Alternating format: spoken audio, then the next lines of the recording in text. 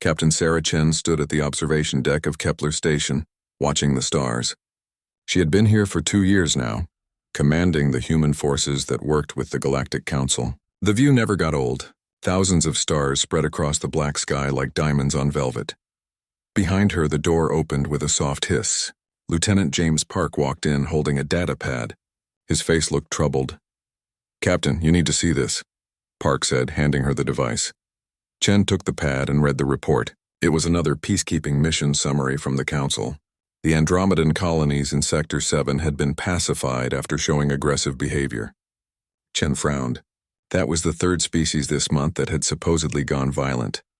"Something feels wrong about these reports," Chen said, scrolling through the data. The Andromedans were peaceful traders. Why would they suddenly attack Council ships? Park moved closer and lowered his voice. "That's not all, Captain. I've been checking old records. Remember the Taucedians from 10 years ago? Same story. Peaceful for centuries, then suddenly aggressive, then gone." Chen looked up sharply. "Gone? No one has seen a Taucedian ship in 5 years. Their worlds are empty." A cold feeling settled in Chen's stomach. She had always thought the Council's peacekeeping missions were about maintaining order. But what if they were about something else? "Keep this between us," Chen ordered. "And keep digging." Over the next weeks, Chen paid closer attention to everything. The Council representatives smiled and praised humanity's contributions, but she noticed things. The way they watched human engineers work, the questions they asked about Earth's defenses, the careful way they kept humans away from certain sectors. Humanity had only been in space for 50 years.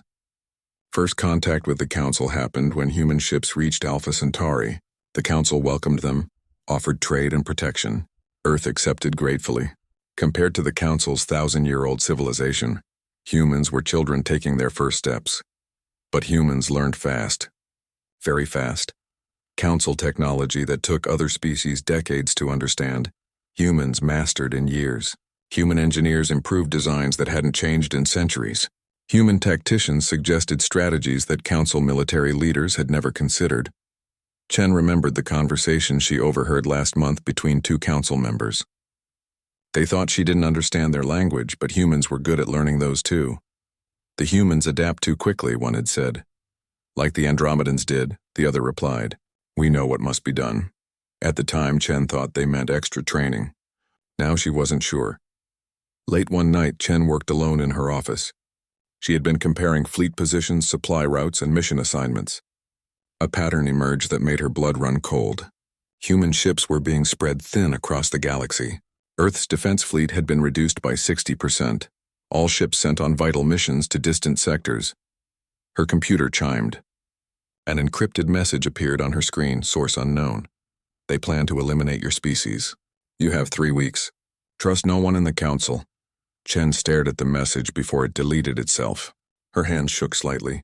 She activated her private communication channel to Earth, but static filled the connection. Long-range communications were being jammed. She called Park to her office immediately. "James, I need you to quietly gather our most trusted people," she said. "We're being set up." Park's eyes widened. "Captain?" Chen showed him everything she had found. The patterns, the missing species, the convenient spreading of human forces. Park went pale as he understood. "My God, they're going to wipe us out." "Not if we can warn Earth first," Chen said. "But we need proof." For the next week, Chen and her team worked in secret. They hacked Council databases, finding fragments of deleted files. What they discovered was worse than Chen imagined. The Council had been doing this for thousands of years. Any species that showed too much potential, that grew too fast, that might challenge Council control, they were eliminated. The records were hidden, but they were there. The Andromedans deleted. The Taucedians deleted. The Rigel Alliance deleted. Dozens of species, all labeled as aggressors, all destroyed. And now humanity's file had been marked with the same red code. Chen gathered her senior staff in a secure room. "In 2 weeks, every human ship will receive orders for a special mission," she said. "Those orders will be fake. It's a trap to destroy our fleet and leave Earth defenseless." The room erupted in angry voices, but Chen raised her hand for silence. "We can't stop it from happening, but we can make sure some of us survive to warn Earth. When the attack comes, the Odyssey will run. We'll carry the evidence back home." Commander Torres, her security chief, stepped forward. Captain, that means abandoning the rest of our fleet. I know, Chen said, her voice heavy. But if Earth doesn't know what's coming, we all die. Every human colony, every man, woman, and child. The Council has done this before. They're very good at it. She looked at each face in the room. These people trusted her with their lives. I'm not ordering anyone to come with me. This will make us look like cowards or traitors. But someone has to survive to tell Earth the truth. One by one, every person in the room stood straighter. We're with you, Captain, Park said. To the end. Chen nodded, fighting back emotion. Then let's get ready. We have one chance to save our species. As the days counted down, Chen watched the Council representatives more carefully. They smiled more now, knowing their plan was close to success. They didn't know Chen was onto them. They had made one crucial mistake in their perfect plan. They underestimated humanity. The Council thought humans were just another young species to be controlled or eliminated.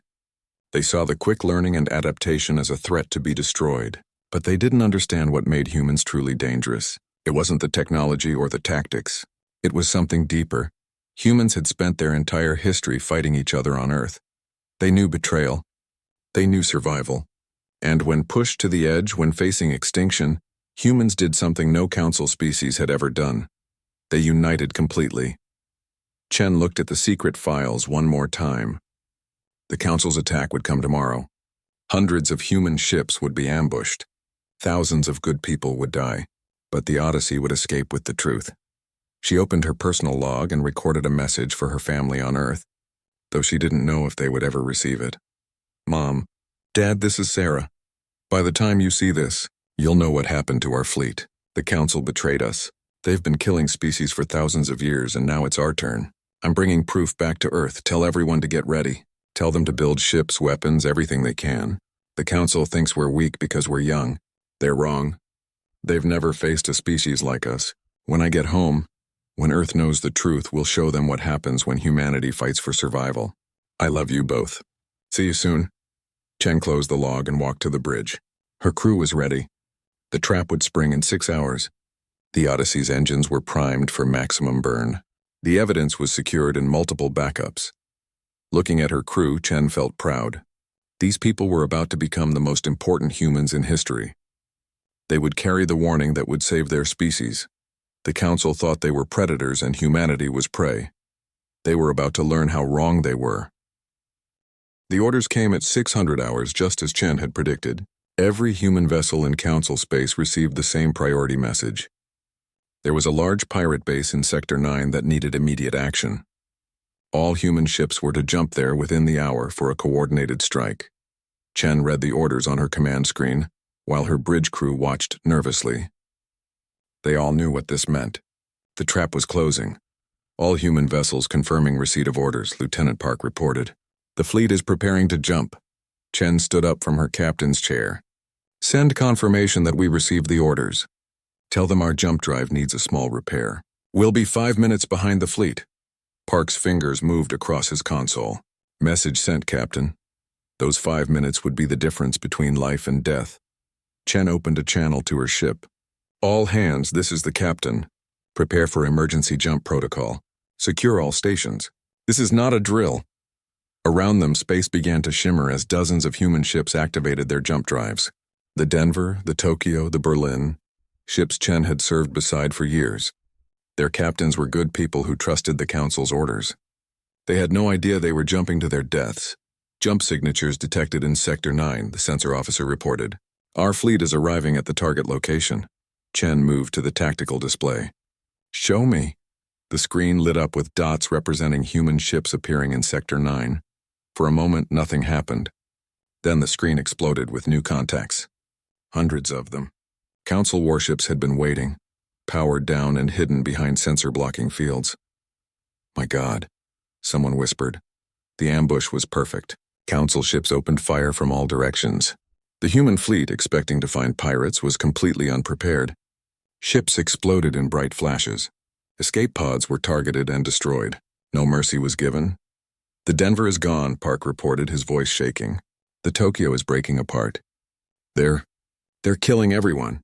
Chen forced herself to watch. This was the evidence Earth needed to see. Every second was being recorded. Captain, we're receiving a priority message from Admiral Foster on the Washington. Communications reported. Chen's heart broke. Foster was a good man, a mentor. Put it through. Foster's face appeared on screen. Behind him, his bridge was on fire. All human vessels, this is Admiral Foster. The Council has betrayed us. They're killing us all. Any ship that can hear this, run. Get back to Earth. Tell them what happened. Tell them. The transmission cut off as the Washington exploded. Jump drive ready, Captain, the navigation officer said. Wait, Chen ordered. She knew it was dangerous, but Earth needed to see everything. Keep recording. The slaughter continued for 3 more minutes. 43 human ships destroyed, over 10,000 people dead. The Council ships moved through the wreckage, making sure no one survived. Captain, Council ships are turning toward our last known position, Park warned. Now, Chen commanded. Jump to the backup coordinates. The Odyssey's jump drive engaged and space twisted around them. They emerged in empty space far from any star system. Chen had picked this location weeks ago as their hiding spot. Status report, she ordered. Jump successful, navigation confirmed. No pursuit detected. Long-range communications still jammed, the communications officer added. Chen sat down heavily. They were alive, but they were also alone. Earth was 3 weeks away at maximum speed, and they couldn't warn anyone. Captain, you need to see this, Park said, bringing up another display. New reports were coming in from monitoring stations they had hacked. The attack in Sector 9 was just the beginning. Council forces were moving on human colonies across the frontier. Mars Colony, Beta, New Houston, the mining stations in the asteroid belt, all under attack. They're hitting everything at once, Torres said. Our colonies don't have defenses against this. The reports kept coming. New Shanghai, population 2 million. Orbital bombardment detected. Liberty Station, population 50,000, no longer responding. Eden Prime, population 500,000, Council occupation forces landing. Chen felt sick. While Earth's fleets were destroyed in ambushes, the colonies were being wiped out. The Council had planned this perfectly. Captain, we're receiving a broadcast on all channels, communications announced. Let's hear it, Chen said. The face of Supreme Counselor Varek appeared. The ancient being looked sad, but Chen now knew it was an act. Citizens of the Galactic Council, Varek said, it is with great sorrow that I must report an unprovoked attack by human forces on Council peacekeeping vessels. When confronted about their aggression, the humans opened fire on our ships. We had no choice but to defend ourselves. Lying bastard, Torres growled. Varek continued. The human threat has been contained. Their military forces have been neutralized, and their colonies are under protective Council supervision.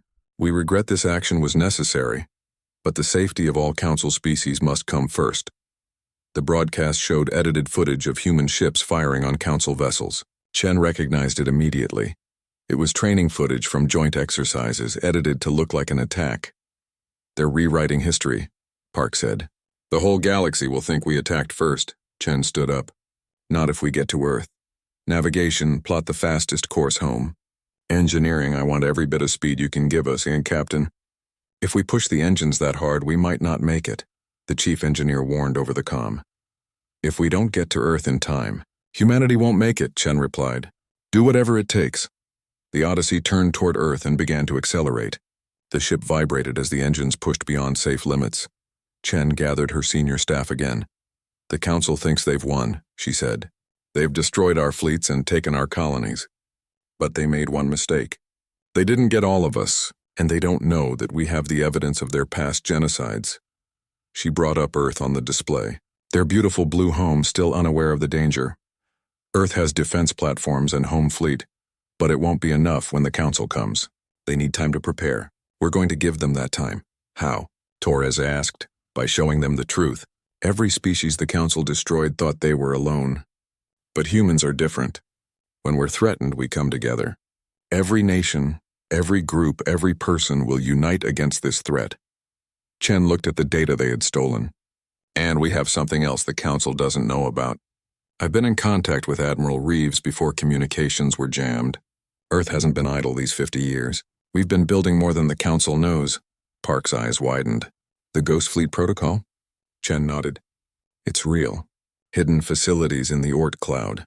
Secret shipyards on dark asteroids. Humanity learned from its history. Never trust completely. Always have a backup plan. The room was quiet as this sank in. The Council thinks humans are just another weak species to be crushed. Chen continued. They're about to learn that humanity has been preparing for betrayal since we first reached the stars. We hoped for peace, but we prepared for war. 3 weeks to Earth, navigation reported. Chen looked at her crew. They had lost friends today. They had watched their fleet die. But in their eyes she saw something the Council would never understand. Not despair, but determination. Not fear, but fury. The Council had awakened something dangerous. They had united humanity against a common enemy. They had given humans a reason to show the galaxy what their species was truly capable of. Send a message on a tight beam to Earth, even if it won't get through the jamming, Chen ordered. Tell them the Council has betrayed us. Tell them our fleet is gone. Tell them the colonies are taken. And tell them we're coming with proof. She paused. And tell them to wake the Ghost Fleet. Humanity is going to war. The Odyssey limped into Sol system 3 weeks later, its hull scarred from pushing the engines too hard. Half the crew was sick from radiation exposure, but they had made it. Earth hung before them, blue and beautiful, unaware that its children were coming home with terrible news. Defense platforms are targeting us, Park reported weekly from his station. Send our identification codes, Chen ordered, and transmit emergency code Omega. Code Omega meant one thing. Humanity was under existential threat. Within minutes, Earth Space Command responded. Odyssey, this is Earth Control. You're ordered to dock immediately at Station 1. Admiral Reeves is waiting. Chen had never seen Earth's military move so fast. By the time the Odyssey docked, hundreds of officials were waiting. Admiral Marcus Reeves stood at the front, his weathered face grim. Captain Chen, he said. Report. Chen handed him the datapad with all their evidence. The Council betrayed us, sir. Our entire fleet is gone. The colonies are taken. We have 3 days, maybe less, before they come for Earth. Reeves scanned the data, his face growing darker with each file. How many survived? Just us, sir. Maybe a few others who ran instead of fighting. 10,000 of our people are dead. The Admiral was quiet for a moment. Then he turned to his staff. Emergency session of the World Council, now, and activate Protocol 7. Chen didn't know what Protocol 7 was, but the staff's reaction told her it was significant. Within an hour, Chen stood before the assembled leaders of Earth, presidents, prime ministers, CEOs of the largest corporations, and military commanders from every nation. She played the recordings of the ambush, showed the evidence of past genocides, and explained the Council's plan. The room was silent when she finished. Then the president of United Earth stood. How long do we have? She asked. 3 days at most, Reeves answered. The Council will come to finish what they started. The Russian defense minister slammed his fist on the table. Then we fight! We make them pay for every human life. With what? The Chinese premier asked. They destroyed our fleet. We have 50 ships left to defend Earth. Reeves stood up. No, we have much more than that. He activated a holographic display. It showed the solar system, but with additions Chen had never seen before. Massive structures hidden in the Oort cloud, shipyards built into asteroids, defense platforms dark and waiting. Ladies and gentlemen, Reeves said, I present the Ghost Fleet. 10,000 ships built in secret over the last 30 years. The room erupted in shocked voices. Reeves raised his hand for silence. After first contact, some of us wondered what would happen if the Council wasn't as friendly as they seemed. We hoped for peace but prepared for betrayal. Every nation contributed in secret. Every corporation helped hide the resources. And now that paranoia will save us. 10,000 ships, the Indian Prime Minister said. How did we hide this? By being human, Reeves replied. We lied, we cheated, we kept secrets. The Council thought they were watching everything, but they only saw what we wanted them to see. The hologram zoomed in on one of the hidden bases. Massive battleships sat in dock. Weapons that violated every Council treaty. Antimatter missiles, Reeves explained. Quantum torpedoes. Nanobot swarms. Weapons the Council banned because they were too dangerous. We built them anyway. The Brazilian general stood up. What about crews? Ships need people to fly them. Already taken care of, Reeves said. Every veteran, every reservist, every person with any space experience is being called up. But that's not enough. So we're doing something the Council would never expect. He changed the display. It showed factories, schools, hospitals, total mobilization. Every factory will build weapons. Every ship capable of spaceflight will be armed. Every human who can hold a weapon will be trained. The Council expects to fight Earth's military. They're going to fight Earth's entire population. The room was quiet as this sank in. Then something amazing happened. Every leader stood up at once. Germany stands with Earth, the German Chancellor said. China stands with Earth. Russia stands with Earth. America stands with Earth. One by one, every nation, every leader pledged total support.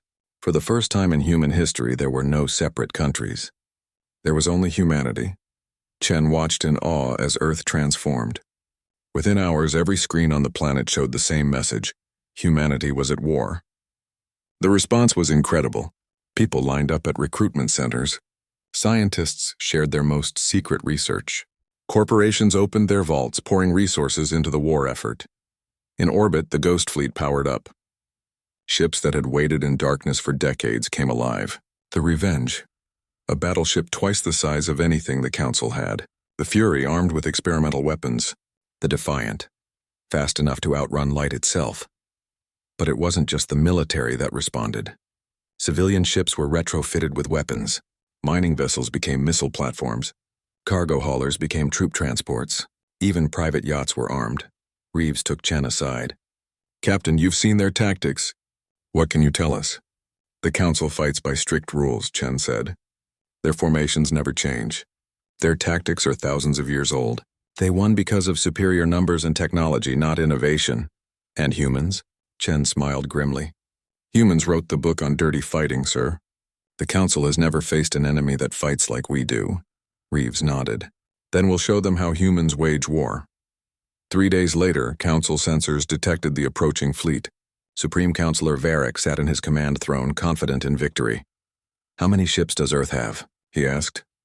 "Scanners show 50 vessels around the planet," his aide reported. "As expected, begin the final assault." But as the Council fleet approached Earth, something unexpected happened. Space around them came alive with ghost signals. Ships appeared on sensors, then vanished. Hundreds of them. Then thousands. "What is this?" Varric demanded. "Unknown, Supreme Counselor. We're reading 10,000 vessels, but that's impossible." It wasn't impossible. The Ghost Fleet dropped its stealth systems, revealing itself in all its terrible glory. Ships painted black as space, armed with weapons that should not exist, crewed by humans who had nothing left to lose. Admiral Reeves stood on the bridge of the Revenge, looking at the Council fleet. They outnumbered the humans 2-1, but numbers weren't everything. "All ships," Reeves broadcast. "You know what they did to our people. You know what they planned for Earth. Today we show them the price of betraying humanity." He turned to his weapons officer. "Fire everything." Space erupted in violence. Antimatter missiles, banned for being too destructive, slammed into Council ships. Nanobot swarms, illegal under Council law, ate through hulls. Quantum torpedoes phased through shields like they weren't there. The Council fleet, expecting an easy victory, found itself in a nightmare. Their formations, unchanged for millennia, were torn apart by human tactics that seemed insane. Human ships rammed Council vessels. Human fighters flew suicide runs. Human crews fought with a fury the Council had never seen. "They're not fighting by the rules," Varric's aide cried. "Neither are we anymore," Varric replied, but his voice held fear now. The battle raged for hours. Council ships burned, but so did human ones. For every human vessel destroyed, its crew took 2 Council ships with them. The peaceful species of the Council had never seen such savage determination. And then, from Earth itself, came something else. Civilian ships, thousands of them, rose from the planet. They weren't warships, but they had guns and they had angry humans aboard. "For our colonies," they broadcast. "For our dead. For humanity." The Council fleet found itself surrounded, outnumbered, and facing an enemy that wouldn't stop, wouldn't surrender, wouldn't show mercy. Varric watched his perfect plan fall apart. The humans weren't fighting like a military. They were fighting like a species that knew it was facing extinction and had decided to take their killers with them. "Supreme Counselor," his aide said, "the human command ship is hailing us." Admiral Reeves appeared on screen. Behind him stood Captain Chen and hundreds of other humans. "Council fleet," Reeves said. "You came to destroy us. You killed our people. You took our colonies. But you made one mistake. You let us know we were facing extinction. And there's nothing more dangerous than humans who have nothing left to lose. He paused. Surrender now or we'll destroy every last one of you. Supreme Counselor Varric stared at the human admiral on his screen. Around his flagship, the greatest fleet the Council had ever assembled was being torn apart by humans who fought like demons. He had come to Earth expecting to crush a primitive species. Instead, he faced warriors who turned space itself into a weapon. Never, Varric snarled at Admiral Reeves. The Council does not surrender to lesser beings. Reeves smiled coldly. Then you've chosen death. The transmission cut off and hell resumed. Human ships did things that should have been impossible. They jumped inside Council formations, fired their weapons point blank, then jumped away before retaliation could come. They sent waves of missiles that seemed to predict where Council ships would dodge. They fought without any care for their own survival. Captain Chen commanded a captured Council cruiser, its systems rewired by human engineers in mere hours. She watched as humanity's true nature showed itself. Every dirty trick humans had learned in thousands of years of war against each other was being used against the Council. Captain, the Beijing is making an attack run on the Council flagship, Park reported. Chen watched as the massive human battleship accelerated toward Varric's command vessel. Council ships fired desperately, but the Beijing's captain had made his choice. The human ship slammed into the flagship's shields at full speed, overloading them. The Beijing exploded, but the flagship's defenses were down. All ships, the flagship is vulnerable, Reeves commanded. Take it down! 100 human vessels focused fire on Varric's ship. The Supreme Counselor watched his bridge explode around him, his perfect order falling apart. In desperation, he ordered a retreat. All Council forces fall back to the fortress worlds, Varric commanded, but humans weren't done. As Council ships tried to jump away, something new happened. Their jump drives failed. Space around them seemed to twist and refuse their commands. What is this? Varric demanded. His science officer was pale. The humans have deployed quantum inhibitors. They're preventing our escape. It was Project Prometheus, one of humanity's secret weapons. Scientists had worked for years on a way to trap ships in normal space. The Council had declared such technology impossible. Humans had made it anyway. Reeves appeared on all Council screens. You're not running away. You came here to commit genocide. Now face the consequences. The battle became a massacre. Council ships, unable to escape, were surrounded and destroyed. Some Council captains, realizing the end had come, offered to surrender. These ships were spared, their crews taken prisoner. But those who continued to fight found no mercy. After 6 hours, the Council's invasion fleet was gone. Where 20,000 Council ships had been, only wreckage remained. Earth's skies were filled with debris and the light of dying vessels. But humanity had paid a price. 3,000 human ships were destroyed, 30,000 humans were dead, and the war was far from over. Admiral Reeves stood in Earth's command center, surrounded by the world's leaders. The room smelled of coffee and exhaustion. They had won the battle, but everyone knew this was just the beginning. Report, Reeves ordered. Council forces are retreating to their core worlds, intelligence reported. They're calling all their fleets back for defense. What about our colonies? The president asked. Still occupied. The Council has billions of soldiers. We can't retake them with conventional forces. Chen stepped forward. Sir, I have an idea. Reeves nodded for her to continue. The Council follows rules they've used for thousands of years. They garrison planets the same way every time. They never expect resistance from occupied populations because other species always gave up. But humans don't give up. She activated a display showing the occupied colonies. Every human on those worlds is a potential fighter. We don't need to invade. We need to arm them. The Russian defense minister leaned forward. How do we get weapons to occupied planets? The same way we hid the Ghost Fleet, Chen said. We cheat. Over the next days, humanity launched Operation Underground. Small stealth ships slipped through Council lines, carrying weapons and equipment to the occupied colonies. The Council, still reeling from their defeat at Earth, couldn't stop them all. On New Shanghai, colonists received the weapons and hidden drops. The colonial governor, Maria Santos, had been leading passive resistance. Now she had guns. Tonight we take back our world, she told her people. Across human space, the same scene played out. Colonists who the Council thought were beaten rose up. They sabotaged Council equipment. They ambushed patrols. They fought with the fury of people defending their homes. The Council forces, trained to fight military targets, couldn't handle an entire population in revolt. They had never faced enemies who hid among civilians because, to humans, there were no civilians in a war of extinction. Meanwhile, Earth's fleet grew larger. Every ship that could be built was built. Every weapon that could be made was made. And humanity reverse-engineered Council technology at a speed that terrified their prisoners. A captured Council scientist watched humans improve a power core design that had taken his people centuries to perfect. They did it in 3 days. How? He asked a human engineer. The engineer shrugged. We're used to working with limited resources and impossible deadlines. Plus, we really want to kill your leaders. After 2 weeks of preparation, Admiral Reeves called a war council.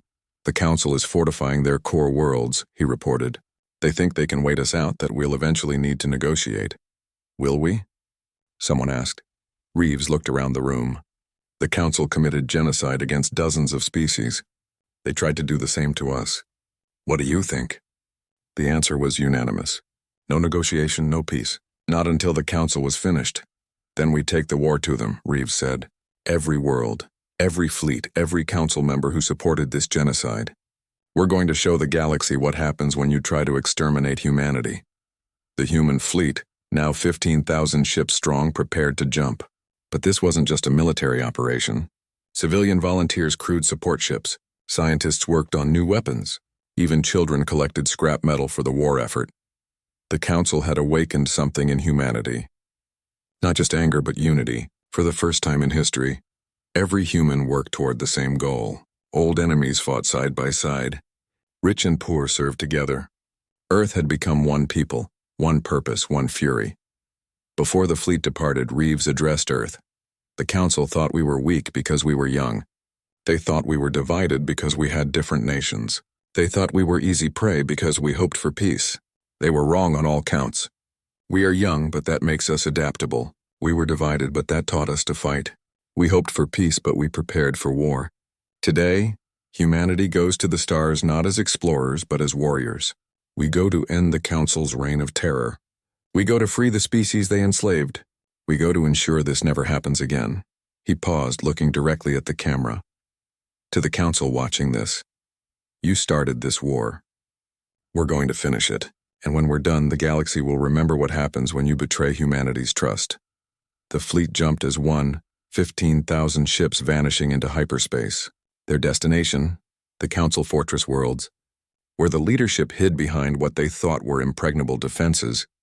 On his flagship, now limping back to the fortress world of Zentara, Supreme Counselor Varric watched the human fleet disappear from Earth's system. His aide approached nervously. Supreme Counselor, the humans are coming. Let them come, Varric said. The fortress worlds have never fallen. They will break against our defenses like water against stone. But in his hearts, Varric felt something he had never experienced in his 1,000 years of life. Fear. The humans didn't fight like any enemy the Council had faced. They didn't follow rules. They didn't show mercy. They didn't stop, and they were coming for him. The human fleet emerged from hyperspace at the edge of the Zentara system, home to the Council's ultimate fortress world. Admiral Reeves stood on the bridge of the Revenge, studying the defenses before them.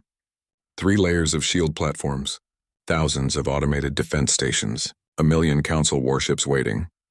They've pulled everything back to defend this place, Captain Chen observed from her position at the tactical station. Reeves nodded. They think these defenses will stop us. They still don't understand humans. He opened a channel to all ships. All vessels begin Operation Sunfall. The Council defenders watched as human ships spread out in a strange formation. They expected a direct assault. Massive fleet battles like the ones fought for thousands of years. Instead, the humans did something incomprehensible. A single small ship jumped directly into the system's sun. What are they doing? Varric demanded from his throne room on Zentara. His science advisor checked the readings. Unknown, Supreme Counselor. The ship appears to be deploying some kind of device into the star. That device was humanity's answer to impregnable defenses. The stellar engine, a theoretical weapon that Earth scientists had thought impossible, until they had 3 weeks, and the survival of their species to motivate them. The device burrowed into the star's core and began to manipulate its fusion process. The star started to burn hotter, faster. It would take time, but Zentara's sun would go nova in 72 hours. Reeves broadcast to the fortress world. Supreme Counselor Varric, this is Admiral Reeves. Your sun will explode in 3 days. Evacuate your civilians now or they die with you. Panic spread through the Council forces. A nova would destroy everything in the system. No shields could stop it. No bunker could protect against it. The humans had turned the system's own star into a weapon. Impossible, Varric raged. Deactivate that device. Council ships rushed toward the sun, but human vessels intercepted them. The battle was brutal, but the humans only needed to delay, not win. Every minute that passed brought the nova closer. Supreme Counselor, his aide pleaded. We must evacuate the civilian population. Billions of innocent lives, and there are no innocents, Varric snarled. They all supported the exterminations. They all benefited from our control. But Admiral Reeves had different ideas. Human ships began broadcasting on all Council civilian channels. Citizens of Zentara, this is the human fleet. Your leaders have doomed your world, but you don't have to die with them. Any civilian ship that powers down weapons and leaves immediately will be allowed safe passage. You have 24 hours, the response was immediate. Thousands of civilian vessels began launching from Zentara. Council military forces tried to stop them, declaring them traitors, but the civilians didn't care. They wanted to live. Captain Chen led a squadron protecting the evacuation corridor. Council warships tried to attack the fleeing civilians, but human ships stopped them. The Council would kill their own people? Park asked in disgust. They've been doing it for thousands of years, Chen replied, but not today. As civilians fled, the human fleet pressed its attack. But this wasn't the chaotic fury of Earth's defense. This was calculated, methodical destruction. Human ships targeted military installations, command centers, and weapon platforms. They ignored fleeing civilians but showed no mercy to any Council military force. On Zentara's surface, Council leaders gathered in their deepest bunker. They had ruled the galaxy for millennia, and now they cowered underground like frightened animals. There must be something we can do, one counselor said. Varric looked at his subordinates with contempt. Now you want solutions? Where were your concerns when we exterminated the Andromedans? When we destroyed the Tau Cetians? You were happy to rule through fear. Now face the consequences. Above them, the star grew brighter. The stellar engine was working faster than predicted. The humans had improved even their own doomsday weapon. 48 hours into the siege, most civilians had evacuated. Those who remained were military or government officials who had chosen to stay. Admiral Reeves made one final broadcast. Council leadership, this is your last chance. Surrender unconditionally. Face trial for your genocides. Some of you might even survive. The response came from Varric himself. Humans, you think you've won, but the Council will rise again. Other species will see you as the monsters you are. You'll be alone in the galaxy, feared and hated. Reeves cut the transmission. Then they've made their choice. The final assault began. Human ships poured into the system, overwhelming the remaining defenses. Council forces fought desperately, but they were outnumbered now and facing humans who had learned their every weakness. Chen led a strike team to the planet's surface. Their mission: capture any Council data before the Nova destroyed it. The information about other species, technology, history, it would help humanity rebuild the galaxy after the Council fell.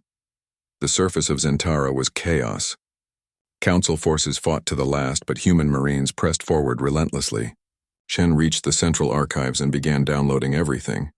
Captain, the star's going critical earlier than expected, Park warned over comms. We have maybe 6 hours.